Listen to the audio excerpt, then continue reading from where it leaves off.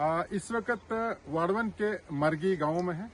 ये वो बदनसीब गांव वाड़वन का है जहां कभी न कभी कुदरत की कोई आफत इस गांव को तबाही का शिकार करती है।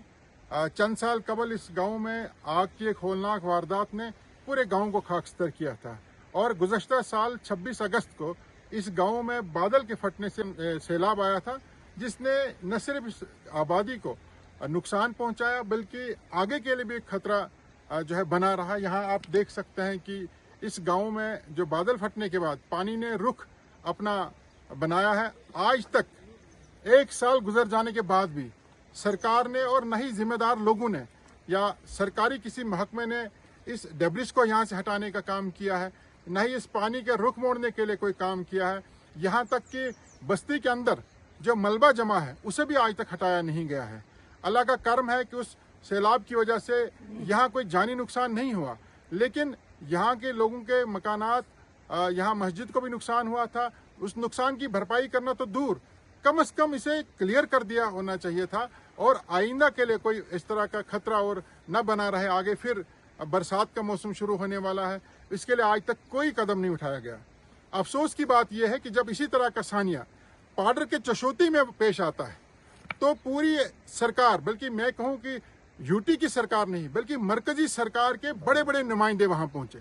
होम मिनिस्टर ऑफ इंडिया वहां पहुंचा, हमारे एलओपी, चीफ मिनिस्टर सब वहां पहुंचे और आनन फानन उस पूरी बस्ती को असर नौ तामीर किया गया। जो मुतासरीन थे उन्हें मुआवजा दिया गया, लेकिन मरगी के लोगों का आखिर कसूर क्या है? ये भी इसी जम्मू कश्मीर का एक हिस्सा है, ये भी जम्मू कश्मीर के बाशिंदे हैं। ये सोतीला सलूक हमारी यूटी की सरकार या मरकजी सरकार या जो सरकारी महकमे हैं, ये इस तरह का सोतीला सलूक क्यों कर रहे हैं? हम तो कुछ ज्यादा नहीं मांग रहे हैं, हम सिर्फ ये कह रहे हैं कि चशोती के तर्ज पर इस मरगी के साथ भी इंसाफ किया जाना चाहिए था। यहाँ भी इंसान रहते हैं, यहाँ के इंसानों की जानों की भी कीमत है, इनकी अराजियात, इनकी जायदाद की भी कीमत है और तिनका जोड़ करके इन लोगों ने अपने आशियाने बनाए थे।